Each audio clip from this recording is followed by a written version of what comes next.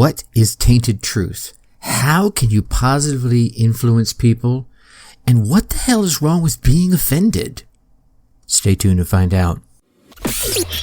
Welcome. Okay, here's the question. You serious? How are we dark horses? You know, the ones everyone is betting against, the ones they don't expect to win, place, or even show on the track, and they'll even laugh on us when we talk about trying. How do we show the world our greatness and triumph? Come on. Well, that's the question, and this podcast will give you the answers. Let's go. This is The Dark Horse Entrepreneur. My name is Tracy Brinkman. And push it out. All right, what is up? What is up? What the hell is up, my dark horse friends and family? Welcome. Well, you know what? Welcome to a different type of episode today.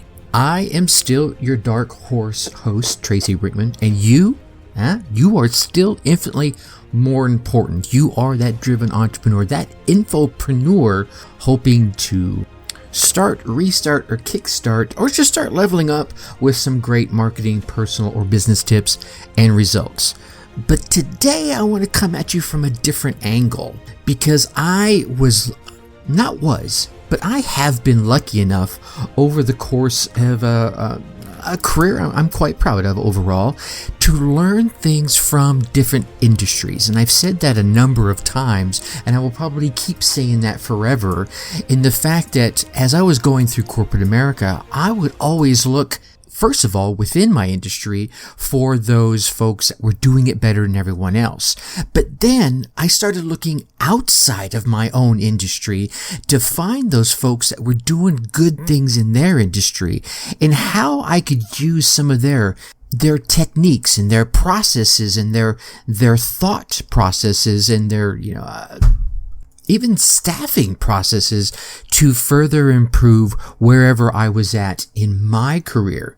So I want to do that again with you today. So today I got bringing back a very good friend of mine, Dr. David King. Here's one of the cool things about life, and I'm hoping you've been lucky enough to experience this too.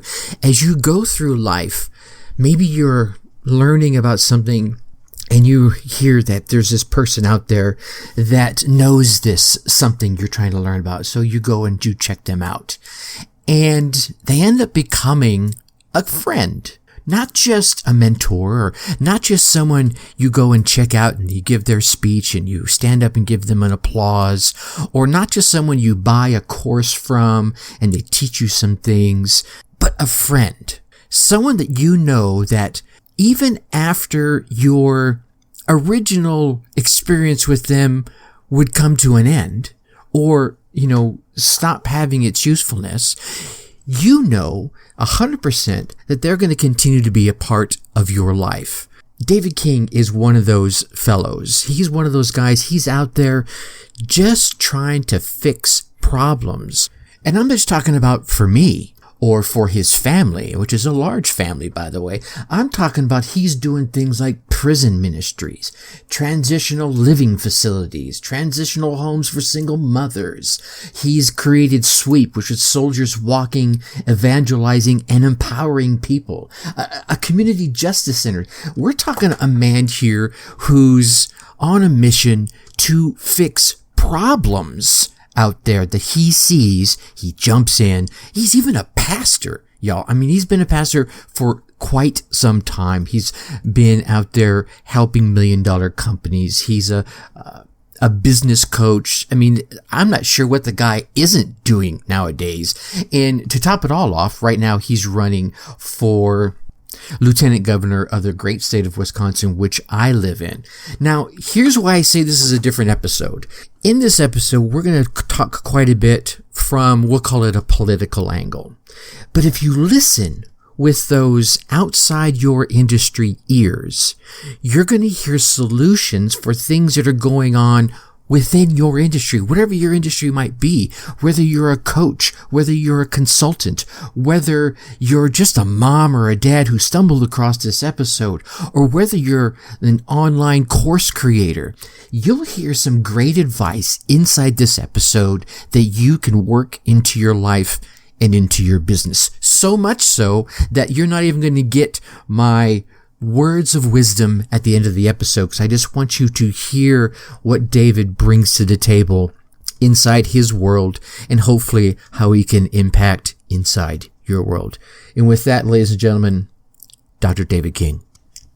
Well, I know so many folks probably remember you coming and hanging out with us. Oh gosh, it was some time ago. I know it was way back on episode 281, but it was a few months back you came on and shared some of your knowledge. And because you've got the big primary coming up here, I wanted to make sure to, get you back on, let you share some more of your goodness.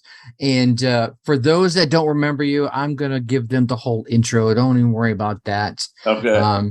But I think we can go wherever you want to. But I think one of the things I want to focus on is my man, the Fixer, right? Okay. Mr. King is known as the Fixer. Yes. You've done $1 million companies. You've done transitional living facilities. You've done homes for single mothers. You've done, the Sweep, right? Yeah. The Community Justice Center. I mean, the laundry list just goes on and on and on. And each one of those that I look at from the searches I've done and what I know about you is you're out there trying to help issues. Yes. Whether the issue is personal or whether it's, part of the culture or part of the area that you're in, I keep seeing everything you're doing is all about helping. And I imagine it was probably the same thing when you were in business. You were just trying to help the damn business make some money. And fixing some of them that needed to be fixed because they was losing a lot of money. My first question is going to be, why are you a fixer? What inside of you says, dude, I have to flip and fix this? Do you know, is there anything you can put your finger on as you look back over your life that kind of turned you into the fixer? Because I know usually when I see someone who's as long in the tooth as we are, it's usually something that happened in our youth that led us down a path that said, you know what, this is the way I'm going. I turned into a data geek and a marketing guy. You became a fixer. What drove you towards that? I believe it's my mom. Really? Yeah. I watched my mom, and every time she found somebody that needed help, she fixed it. If they needed somewhere to stay, she allowed them to stay. If they need something to eat, she made sure they ate. I watched her take little girls whose family didn't have much in the wintertime, bring her in the house, put her on different clothes, send her to school so she can be warm. Mm-hmm. She had to walk to the neighborhood school. And then I also watched her on the way home, take her back in the house and put her back on the clothes her parents sent her to school in and sent her home so the parents didn't feel, shame or embarrassed or anything of that nature. That's just something that I saw in my life. And for those of you that haven't listened, and I would encourage everyone to go back to listen to episode 281, Mr. King, my man David here, isn't from a little bitty family so that mom was just like, oh, I have lots. No, David is from a big family. What'd you have, like 6 brothers, if I remember correctly? It was 6 boys and 1 girl in the house. So your mom was just one of those gals that was like, I need to care for folks, even beyond the 7 kids she already had. Sometimes I would have called her house Eula House of Refuge, because that was my mom's name, Eula May. Okay. And she just started taking people in and helping, and everybody knew they could come to her, and people just talked to her, and she was just that way. She just helped. Nice. Obviously had a big impact on you later in your life. And I'm sure we've all gone through our dark times. You weren't the God-loving guy right out of the gate, were you? No, tell me true. Never. I was not born with the Holy Ghost. I wasn't born with the silver spoon in my mouth. I mean, I had some challenges coming up. Some was my fault, and some was my control, and some wasn't. I just made sure that none of it made me bitter, but it made me better. Yeah, I think that's one of the keys. I think folks that have gone through the caca of life and whatever it has to dish out and come out the other side with a smile on their face and learn those lessons are probably all the better for it. Well, because I'm a big believer that if you don't learn the lesson, the big man upstairs, the God, he's going to keep putting that lesson in front of you until you learn it. So you may as well just go ahead and learn it because you need to. And until you do, he's going to keep putting it in front of you. You think that's a fact? Oh, that's definitely a fact. I think people don't know why they keep going through the same thing. And the reason it is you didn't pass the test. Yeah. So you can't move forward until you pass that test. So you said it even better than I did. I think so often folks like me, we sit there and go, well, damn, I've put up with all this caca. It's time for me to have some good stuff, right? And you go in and you start doing your things and you get so self-absorbed that you forget to give back, right? And I think it's that giving back that enables us to really grow as people, to grow in our abundance, to grow in our ability to love, because you just can't keep taking, right? Am I on an island by myself with this thought? Well, no, you're not on an island by yourself, but there's two types now. Because you got one that take, never gives back, right? Mm-hmm. And we say to them, you got to give back. You got to give back. And they be like, well, no, right now it's about me. It's about me. But then you got the group that always giving and don't know how to don't know how to receive. Yeah. Because you so much giving. And then when somebody comes to you and say, okay, what can we do for you? And your mouth dropped because you ain't never, you really ain't been there. You so busy giving that you don't know how to receive. Mm-hmm. And then you got some that always taking who don't know how to give. Yeah, it's that I think like life in general, it's all about that balance, right? You gotta be able to give and you gotta be able to receive. And I keep finding that the more I give, I tend to get back in an amplified amount. It's not a one-to-one relationship. I keep finding that if you keep giving with your heart, right? Sincerely, just here. You need it, man. I'm going to give it to you. I don't even care if I need it. You need it. It's more important for me. And then later on, it may not be a day. It could be a year. It could be a decade. All of a sudden, it just comes flooding back 2- and 3-fold. That's one of God's principles. Give and it shall be given back. Mm-hmm. And the more you give, the more come back to you. It's just like when you plant a corn, right? On that ear is 340 corns on one ear. So when you put that one corn seed down and you get that ear of corn, that's more than you planted. Right. And so when we start to look at it, it's better to give than to receive, and it's better to give with a pure heart and not with something in return. Because if you're giving and you're not getting anything back, then in your motivating right, you stop giving. Yeah. But if you're giving and it never comes back at that moment, but it does come back because you don't mind it. I do it all the time. I'll go in a restaurant and I'll see somebody and I pay for their ticket. I tell the waitress, give me their ticket. And I just sneak and pay it, right? And then there's times I'm in the restaurant and somebody say, your food is paid for, you can have a nice day. And I'm like, what? Wait a minute. So it's part of that principle, right? Mm-hmm. You give. And that's a principle of God. But the world, we say it this way: what goes around comes around. But it's going to come back. It all depends on how you gave it, or even how you took it. If you took it being deceitful, it's coming back. Somebody going to get you. Oh, yeah. 100%. And I think that will come back, in 2, 3, 4, and 10-fold as well. You clearly have been a giving man for a long, long time. I see some of these dates going back to the 90s, and I know you did some of this down in Atlanta, Georgia, my old stomping grounds, my Coca-Cola days, and up here down in Crescent, Georgia. Where were you? Crescent, Georgia. Now, Crescent, Georgia is in a county called McIntosh County. Okay. And it's in the middle of Brunswick, Georgia, and Savannah, Georgia. So we was right by the ocean. Gotcha.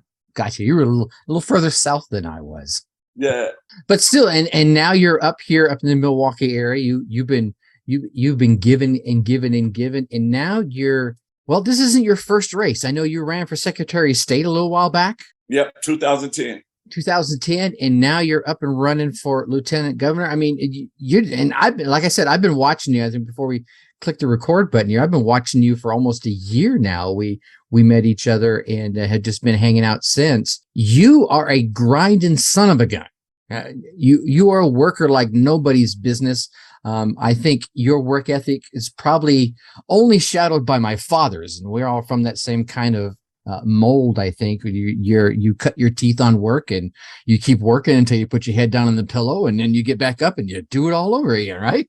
Yes. I guess I wanted to say all that to loop in and say, what made you step your hat into the ring this time around? Well, for one, we have too many sheep, not enough, and no lions in the race. And we need lions. The way our state going and the nation is going, if somebody don't stand up, we're going to wake up and we're going to be in a communist country, a socialist country, and we're not going to be able to say anything. The next 4 generations is really at stake. We need to get them protected to make sure that they're getting reading, writing, and arithmetic and not being indoctrinated or confused. Our economy is going crazy right now. Our farmers, our family farmers are being attacked by big farm. When you look at business owners, look like they're going to have to close their doors because they can't get employees. It's so much that I know that me sitting in the seat of the lieutenant governor, I call it the seat of influence. And me being there, helping the people, the everyday person, and then also me helping the business owners and keeping everybody connected to the government and making sure the government only make laws that's going to benefit the people and not hurt them anymore. So how would you go about keeping them informed of what's going on at your desk? And I know it should be open policy. I know it's not. It should be. What steps do you see yourself taking to say, all right, here's what I'm going to be doing to make sure you know what's up at my desk? Well, with my desk, I'm going to make sure that it's so transparent because I'm going to be doing the same thing I always do.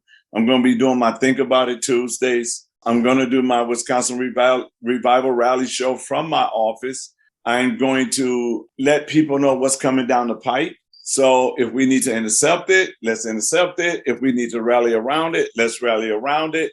I think the biggest problem that we have in government is keeping the people ignorant until it's too late. I think we need to let them know ahead of time so they'll know exactly what's going on to say that ain't what we put you in office for, that ain't what we want. Wisconsin will look great with the help of God, the influence of God in there. And the thing about it is, when you hear the word, the glory of Rome, what they say is the influence of Rome. So when people will say that in Wisconsin, they'll say, well, what is this glory of Wisconsin I'm hearing? No, it's the influence of Wisconsin. We're influencing other states to get like us. We're influencing business owners to come on over into Wisconsin, that they can grow their business and we can help them get the employees they need and making sure the people of Wisconsin are safe. Our veterans is taken care of. I'm sick and tired of seeing veterans homeless and everything. So Amen. I'm going to advocate for our veterans, making sure they get better care taken for them, as well as our elderly and our children. So, there's a lot of stuff that sitting in the office of lieutenant governor, I can deal with a lot of the social issues that's going around across our state, human trafficking, sex trafficking, drugs. So there's a lot of things that I can be a mouthpiece for. And that's what I want to do. I don't like bullies. I don't like injustice. They need somebody to stand up. I believe that God has in me to run for this office, that I can be a mouthpiece for the oppressors. Nice. I know we need to. What's funny is I moved up here a while back, and I've done my time, like I mentioned, in the major cities. The Atlantas. I lived in LA for quite a number of years, and the issues you were talking about, like the drugs. Oh, I knew about the drugs. That one was kind of obvious everywhere. But I think that the under the cover ones, like the sex trafficking, I wasn't so aware of that. And when I moved out here to Wisconsin, I thought, okay, this is dairy farms and beer. and of course, in Harley Davidson. And as I'm traveling the state, going to different events, I began to learn more and more about how much of all of that was really happening in this very state. And it wasn't being talked about by anybody except for, a few groups of activists that were trying to help with the issues. Yes. Why do you think those that are currently in power aren't standing up against these horrendous issues? Well, because here's the thing, and I like to say it like this. Sure. I want to solve problems. Mm-hmm. So those who want the problems are only going to get for a year because they don't want the problem solved. Mm. I got 4 years to address issues. Now, the people who wants to, how should I say this? The people who want the problem solved will try their best to help me stay in office to continue to solve problems. Right. But if we really look at it, neither side really wants to talk about problems, because if you start solving problems, you shrink government, you don't need as much money. That's a good point. Now you really don't have nothing to campaign on, because most people campaign on problems, not solutions. Mm. Because a lot of them don't have a vision to do that. So with me, I will become a threat because of the fact I'm going in talking about solving the problem. Yeah, that's a great way to look at it, because you're right. So many of them are talking about, oh, hey, we'll do your taxes and we'll get CRT out and we'll get this, those platitudes, more than the real problems that need to be addressed that will help solve some of the other ancillary issues. That makes sense? Yes. And the thing about it is, when we look at everything for what it really is, right? When we look at it for what it really is, we have a crisis of our walls being torn down. Mm. So you got the educational wall torn down. You got the economic wall torn down. You got the dairy farmers' walls being torn down, right? You got the energy wall being torn down, because why? They're trying to bring in all of these windmills and they're trying to cut down all the trees. And so you got the safety wall being torn down, and now you got what's being built is the wall of fear, the wall of hatred. All of those are being built up. So what do we have to do? We have to tear those walls back down and reprogram people. We got to reprogram our children. So they're not hating themselves. They're not hating others. They're not hating being a male or female, right? And they feel good about themselves and go ahead and get a great education that they compete against any kid across the world. And, so we got to redo that education system. We got to rebuild relationship between police officer and the community, because the media got everybody terrified that you ain't coming home if you see blue lights behind you. Right. So we got to rebuild that. I mean, there are some bad cops, but every cop is not bad. Just like there's some good politicians, and every politician ain't bad. So there's some bad citizens too. Let's just be honest. Yeah, there's some bad citizens, and everybody ain't good, because the ones that they're trying to take the guns from is the ones who's obeying the law. The ones that ain't obeying the law ain't gonna give up those guns. No. So there's a lot of things that we got to work on, and just like the Revolution War, I'm going to put together, I call it the 27 grievance that's going to go along in our communities across the state. And let's work on how many of all of those 27, if it's 30, fine, but let's find a way of which one we can solve right away. Mm-hmm. Let's solve those issues first, and then grade us every year on what we address. So by the 4th year, you will say, let's keep going, because we like the results. I don't want to be there for 4 years and just be a body. I want to solve some problems. We got to give parents their rights back. One lady just posted on Facebook how her friend took her daughter to the doctor, put the mama out the room, and started asking the daughter, are you comfortable being a girl, and all this crazy stuff at the doctor. So the mom should never be asked to leave out of the room, right? The mom should always be there, or the dad, and you ask those questions in their face. Matter of fact, you shouldn't even ask those questions. The mom or dad should be asking those questions. And so in the process of solving these problems, we'll make Wisconsin very sexy again, and people will come back. I like sexy. I'll deal with sexy any day. I think one of the things I've been seeing, and maybe you'll have comments on this, and I think you just kind of did. I've been seeing a lot of like those walls you were mentioning. Hey, we're going to tear down the energy wall, and I keep seeing, well, they're going to tear it down over here so they could create a program over there that they just created a need for. You know what I'm saying? So they've done all these crazy nutsy things. It has driven the price of gas up to potentially help push their agenda of the electric car. Look how high gas prices are. You should really get an electric car. Well, ladies and gentlemen, do you realize how much petroleum it takes to create an electric car in the first place? I won't go there.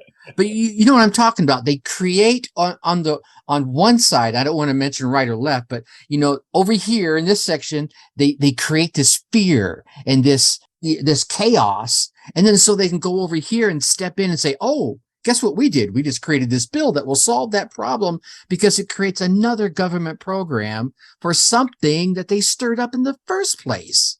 Right. When we look at it from that standpoint, those are lobbyists who's doing that and says, okay, I need you to push this. That's why I didn't go out and I didn't try to get endorsed by anybody. And I tell you why. I'm about life. I believe in life. I don't use the word pro. I'm life, just period. I can go to pro-life and fill out their essay the way I know they want it filled out. And I get the endorsement. I am Second Amendment, because I know what Second Amendment really means. Second Amendment doesn't have anything to do with hunting or carrying a gun. Second Amendment only deals with if the government override, we put it back in its place. I definitely love my Second Amendment to protect myself against the government, right?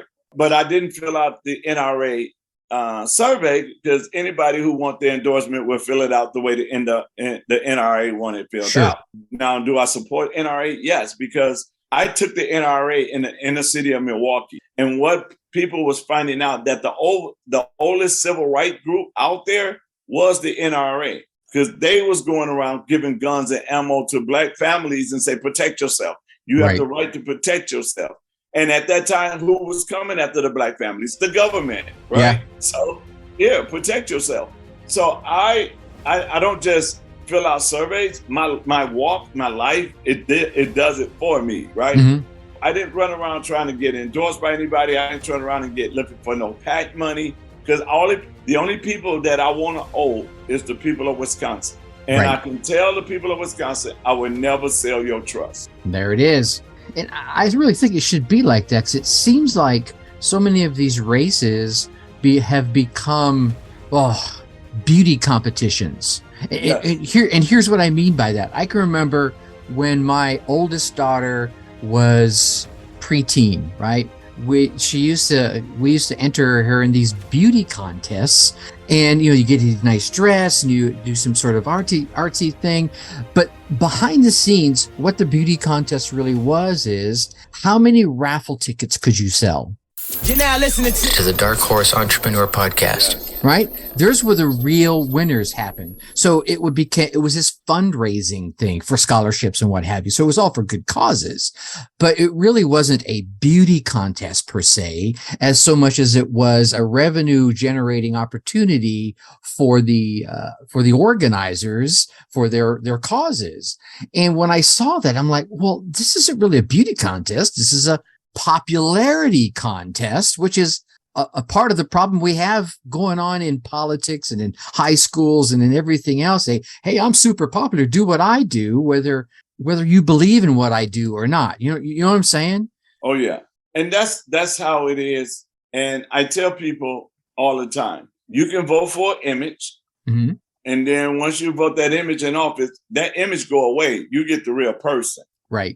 Or you can vote for character, someone who have always stayed the same and was consistent in their message and who they are. And so I believe that people are tired of voting in images because everybody's not going to open their mouth. For example, I'm about to put a post. Did you know that the FTA, you know what they're doing now? Well, apparently, if you go and buy 2 guns, right? One for you, one for your wife. You purchase the guns for your house. then the ATF, I'm sorry, the ATF will knock on your door. They give you about a month and a half. Then they knock on your door and they want to see that you still are in possession of those 2 guns you just purchased. But well, why? I guess that's the way to see if you didn't buy them for somebody illegally.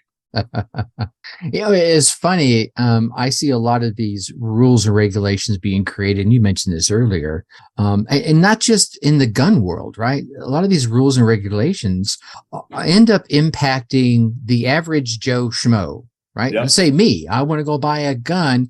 I got to jump through all these hoops. Me personally, fine. I'll jump through the hoops because I'll have the right to carry my weapon whenever I want to. But it's wrong as they keep raising the bar on Joe Schmo. Meanwhile, the person that they really need to be impacting, Jane drug dealer or Joe, human trafficker over there, they, like you said, they don't care. They're not impacted by these issues. They're like, I never went for a gun permit in the first place. What doesn't impact me? Meanwhile, people are still dying by guns by the thousands. So none of these pieces of legislation I see getting pushed are having the impact that the people are sold on. And there's my crux. The people are sold on something, and usually they're sold by whatever they call it, like the Women's Protection Act that they're trying to push through the Senate and the House right now, right? Yeah. Oh, well, gosh, the name, the Women's Protection Act. That sounds like a great deal. Let me go tell my congressman to push that through. I want to protect women. But when you read it, which most people don't, right? Right. There's some stuff in there that, has nothing to do with protecting women. Well, a lot of this stuff, if we slow down and just read it, right? They got this group now. It says stand with Black women, right? Mm-hmm. I'm like, okay, that sounds good. Stand with Black women. Yeah. But the sad part about it is it's pushed by Planned Parenthood and Margaret Sanger. So you sitting there like, okay, they don't understand or realize that people are using you to push their agenda. Mm-hmm. And because you don't pay no attention, they getting over. Because of why? Because of the simple fact that you did not pay attention or you didn't do your homework or research to see why they're pushing that the way they're pushing. Mm-hmm. How do we get more people, I don't know, I want to say awake, because woke is not the word I want to use, but how do we get folks to take the 30 seconds that it takes to read a little bit? And it doesn't take, you don't have to research for hours, right? You just got to take 30 seconds to a minute to look at something. How can we as average Janes and Joes out here urge our friends and family and I don't know who, heck, strangers for all I care, to look a little further, to educate themselves so that we all win as a result? You, me, everybody. Well, I think it starts with us as a community to have those coffee conversations. Oh, yeah. And educate people with what we know. Mm-hmm. That's how I got the people in the barbershop interested. Just having, I call it cut and conversation, mm-hmm. Go there and get my hair cut and shave and hold a conversation, but like, did you guys know? And so when you do it that way, it allows you to start to influence and inform folks. Mm-hmm. It's the ones that don't want to hear it. It's the ones that, I'm not going to be able to influence that one. So guess what? I don't have to waste a lot of time on one that don't want. But there's a lot that want to know. Yeah.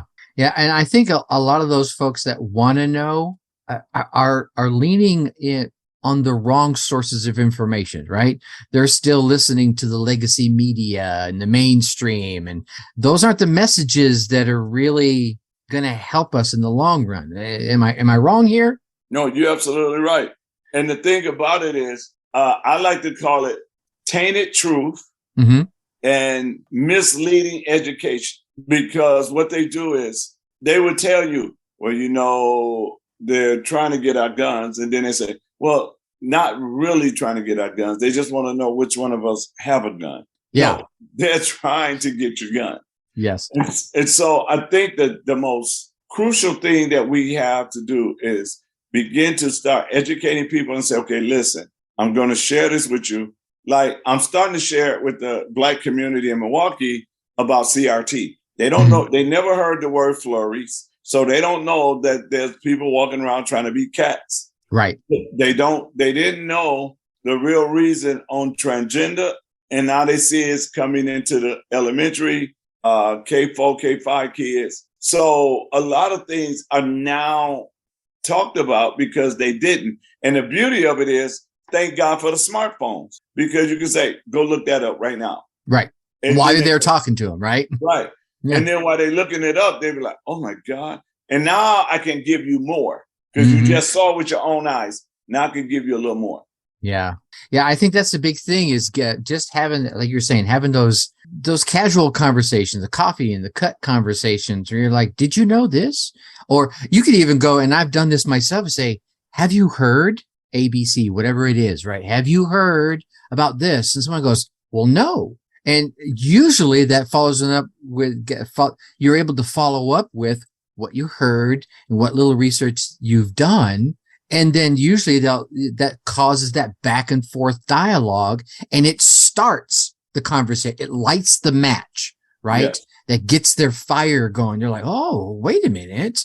I think it's when, and here it is, right? When people get afraid to share an opinion or ask a question, I don't get that. And that's just the way I think, but I understand how other people in their mindsets could be, oh, I can't ask a question like that. Well, I'll be like, I can ask anything. And then people be like, right? People say to me, do you mind if I ask you? You can ask me anything. You have the right to ask me anything, just like I have the right to answer it or not. Right. But there it is. You have the right, but I think that one of the biggest problems that we have is that a lot of people do not want to ask those questions. A lot of people be like, well, I don't want to offend nobody. I got in the race to offend people. I ain't going to lie. You're a pot stirrer, right? Yes. Anytime you start speaking truth, you're coming to offend, because truth offends people. Yeah. So, and what's wrong with being here? Let's go here for a second. What's so bloody wrong with being offended? Nothing happens, right? You like I grew up with a dad that was telling raw jokes all the time, and sometimes I got offended. Oh well, that's it. He said it. I didn't laugh. I moved on. I just didn't repeat it if it offended me. Right. But if I say something to you like, David Kid, you're a jerk, I could offend you, or you could be like, no, I'm not. Right. Or you could ask the question, why do you think I'm a jerk? Well, wait a minute. Now I have to defend my position. Well, I think you're a jerk because XYZ. Well, do you realize I did that because da-da-da-da-da-da? Wow. Now you have the opportunity to potentially change my opinion rather than just worrying about being offended. Right. And one of the things I tell people is this. When I go across state and they'll say something like, one of your opponents don't like you. And I say, well, that's his business. I'm not going to get in his business. Right. He don't like me. That's his business. I'm not going to run around and try to figure out, why you don't like me? What I need to change? Nope. You don't like me. That's fine. What you see is what you get. You ain't getting nothing else. So shut up and move on. Yeah. I think what's funny about that, and I was lucky enough to learn this lesson many, many years ago, like way back in the teenager days, 50% of the people, they're not going to like you. There it is right there. Which means 50% are going to like you. Right. The only difference is as you get to know more people, it's still 50-50. The numbers just get bigger, right? Right. Even if you think of like a movie star or something, not everybody likes this movie star over that movie star. There's like 50% of the people that do and 50% of the people that don't. It's just their numbers are bigger. So it looks like more people do or don't like them. Right. Stop trying to please everybody. Just be who you are and feel good about it and ask those questions and have that dialogue. Right. And I think that we're not doing anybody any justice when we don't make those comments or don't ask those questions or don't give that information. Then we're no better. having the information and not doing anything with it is just as bad as not having the information. You're doing everyone a disservice. You're absolutely right. It's like having some gift that God has given you and not using it. You are taking away from my joy by not being who you are. Yeah. Right?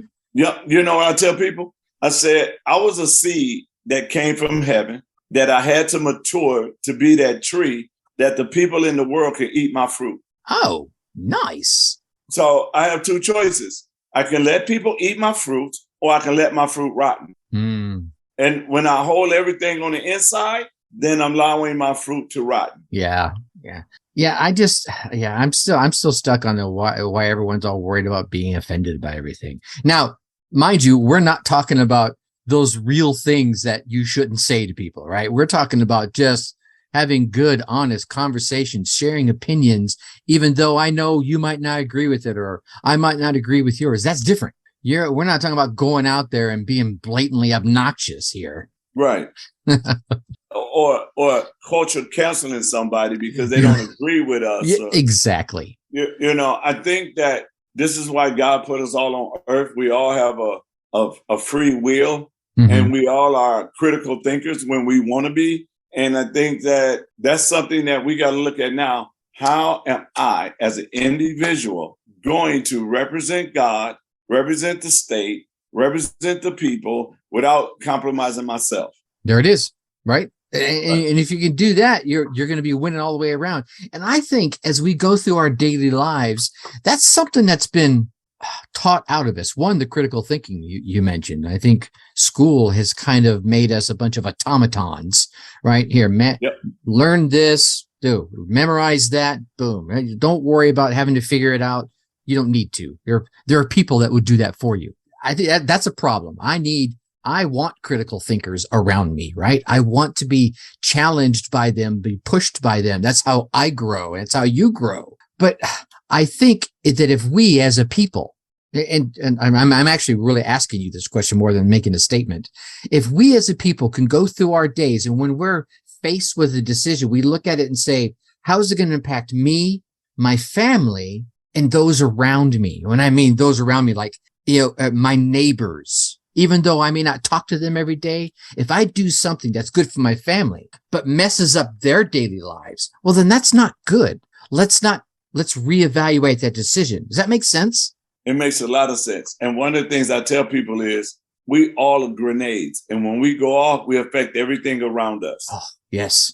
And so for me, running for lieutenant governor, that's why I used the phrase earlier, I will not sell your trust. Because if I mess around and sell your trust, yeah, my pocket might be fat, but what is it going to do to your family? You know, what is it going to do to your children? My children might be able to now go somewhere and I don't have to worry about education at all. But what about the next person?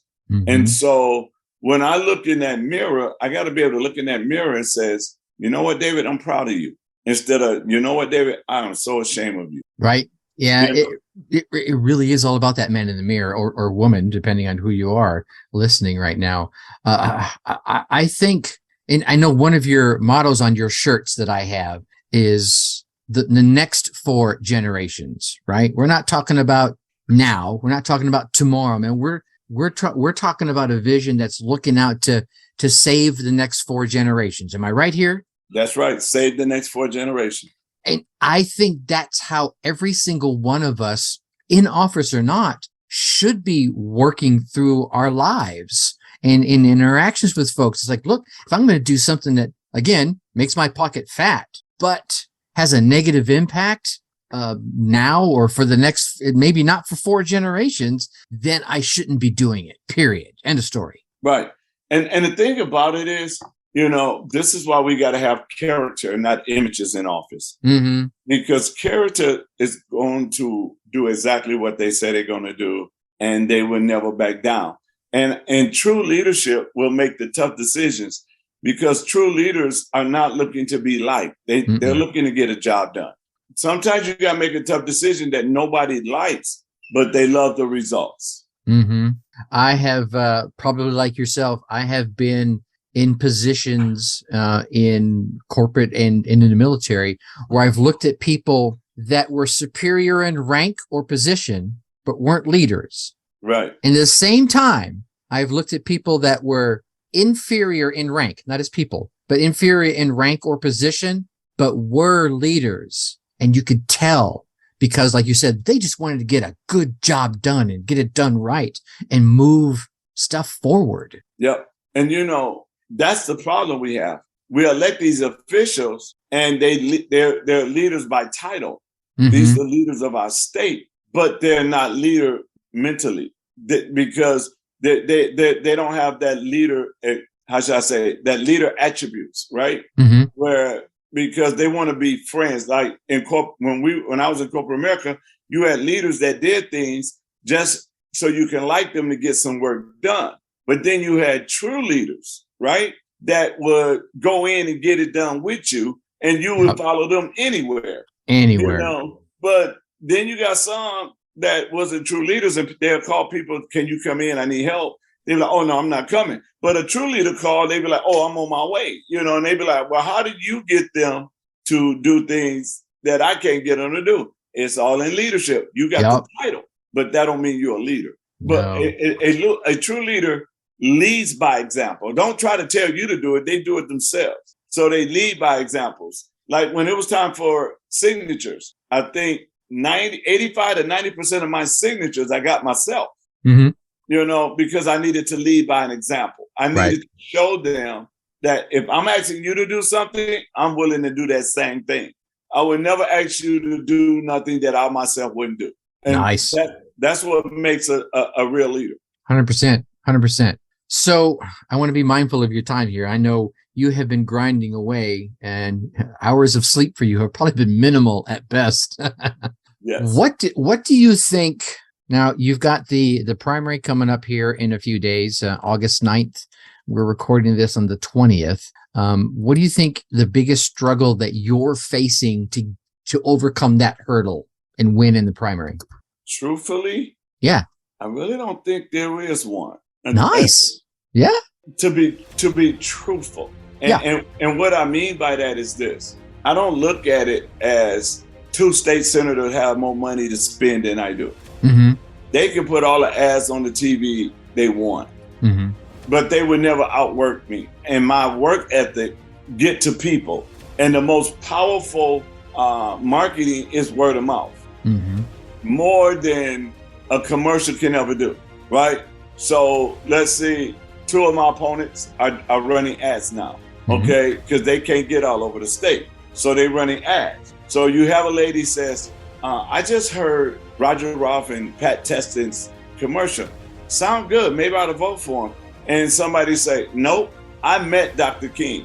I heard Dr. King. Dr. King is helping people even while he's on the campaign trail. People are calling him from all over the state that need some help. And he stopped what he's doing and he will help them. Mm-hmm. This man is real. So that word of mouth just beat out both of those commercials. Nice. And it's true, man. I feel you 100% on that. And I think the two things, one good, one bad, coming out of that is, one, there are too many people that will make a decision based off of a slick commercial. Yeah. Right. They won't do, like we were talking about earlier, the 30 seconds, 2 minutes. Heck, take 30 minutes out of your busy day. You got time between now and August 9th. Take 30 minutes between now and then and look at the candidates that are going to be on your ballot. And you can go look now at who's going to be on your ballot. So you can kind of go through and check them out and see who really aligns with you. And then the other thing I'm seeing so few people do is get out and meet them, handshake, ask them that one question that you're passionate about. And I know you never shy away from it. I've been in a number of your events and, like you said, ask me any question. On the other hand, I've seen some other candidates that are really good at the duck and dodge, right? Where they start off with a 0 and they end up with a null and they said nothing in between in response to a question. And it's a gift. Don't get me wrong. That's a gift. Unfortunately, there are far too many politicians that are using it and people are falling for it. It's like, I didn't get an answer there, did I? Right. And the thing about it is, if and this is why I answered the question the way you said. Mm-hmm. I mean, the way I did is because of if people go do the homework and they look at everybody's track record, mm-hmm. it's a no-brainer. Yeah. It's a no-brainer. I tell people this, you can pick the other 7 and you got Batman and Robin. And remember, Robin always got beat up. Yeah.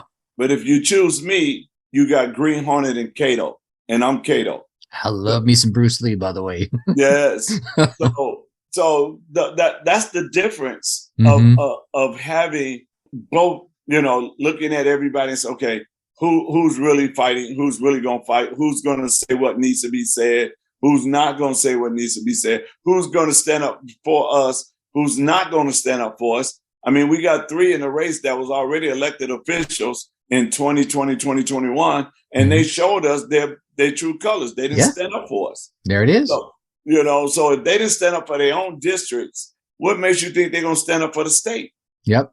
I mean, if a person just sit down and just go through things, they'll realize there is no better candidate than myself. There it is. So he has no struggles except for all the work he is doing. I know you've been racing all over this state. I've seen you at, a dozen events. I know my daughter's been to 3 times as many in the past few months. And I'm 100% backing behind you, Mr. King. I'm going to be shouting your name from the rooftops. Here's a funny thing. It seems like every third person that I mention you to, oh yeah, I've met Dr. King. I texted you this. We were down at a convention in Indianapolis this past weekend, and someone came up to us. We were having a conversation with them. They came up to us and says, "Didn't I see you speaking at a David King convention?" So your name had made it so far south, so far around. Now I believe they were from the either Indiana, Iowa, or Indiana. So, but clearly they had been up into Wisconsin and attended one of your Wisconsin revival rallies because they saw me speaking there and mm-hmm. remembered you by name. Yes. And so, I mean, it's getting out like that. And I was just on the Larry Elder show. And so, so it's really getting out and people are saying, man, I didn't realize that, man. You are the better candidate. I even had people come to me and say, well, I was going to vote for so-and-so because I like them, but nope, you're the man for the job. You can get the job done. Yeah. Because it's not about if I like you. It's about can you deliver? Yes. And right now, the other ones can't deliver. They have no real solution to real problems. And, mm-hmm. With my experience in managing companies, with my experience in pastoring and working in the community, I know how to solve problems, and solving problems, I have a political mom up in Manitowoc. I call her mom, and she called me Mr. Solution. Because every question somebody asks right out the blue, I have an answer for them. It's like, bam, you ain't even have to think about that. A man with a vision don't have to think about anything because he already know where he's trying to take you. There it is. I like it. Mr. King, I definitely appreciate you coming back on and hanging out with us. And any last words of wisdom you want to leave our listeners with? Well, I can give them a guarantee, and I'm bold with this. Oh. I'm bold with this. You go and vote for me August 9th, and I would deliver you the victory on November the 8th. Ah, bam. There it is, right there. There it is. I actually believe in that 100%. I think if you could, I believe once you hurdle this August 9th primary, I think the rest of this is going to be smooth sailing because people are going to be like, oh, wait a minute. Now I really need to pay attention to this guy. And they'll start looking you up and going, damn, he's right. He is the one. He is the right guy for the job. Yeah, I think that's one of the things that there were so many people, just briefly, I know I wanted to let you go, but the Trump years, right? Everybody that didn't like Trump was so passionate about how awful Trump was. But did they stop to look at what he did? And I'm not just talking about as president, as he came through life, the things he built, the companies he ran, the real estate investments he did. If you look at a lot of the things a person has done, then you could look at them and say, all right, if I need a man to do this, that's the guy for me, whether you like him or not, right? Yeah. And I think that's kind of the picture we're trying to paint here is like, look, if you look back at my man King, David King's history here, the things he's done, the things he's worked at and strived for a while now, we're not talking about the past 12 months. We're talking for a couple of decades, a few decades, even back into the 90s. It's not like he's the new guy on the block here. You'll see that he's the guy for the job. Forget about whether you like the man or not. He's got the skills. Let's get him up there in the chair, right? That's it right there. And I just tell people, if they go to the website, my whole history, this one guy took 5 days to research me and put that article together. So that's not something I put together. That's somebody else went and searched and put together about me. So he brought up stuff I forgot about because I'm just out working. I don't remember some of the stuff. And I'm like, oh yeah, I did do that, didn't I? Wow. Oh yeah, I did have that interview. Wow. Okay. But it's all about my purpose. And my purpose is to help people. So I'm very passionate in helping people get that hand up that they need. I don't believe in a handout, but I do believe in a hand up.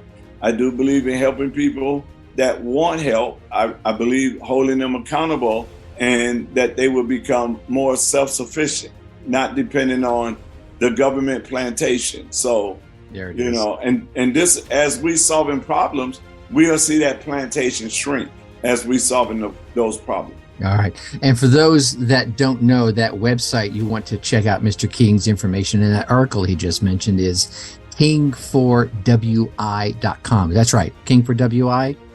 Yep. You can read all about Mr. King and his current run for the lieutenant governorship and why you should be voting for him on August 9th. Mr. King, David, I love you, man. I'll be seeing you soon. And thanks again for coming back on to the show. Thanks for having me, man. I really, really appreciate you. And I love you and your family to the top. Me and my wife is crazy about you guys. All right. We'll talk to you soon. Thank you for listening to the Dark Horse Entrepreneur Podcast. Thanks for tuning in. Check us out at www.darkhorseschooling.com. All right. My name is Tracy Brinkman.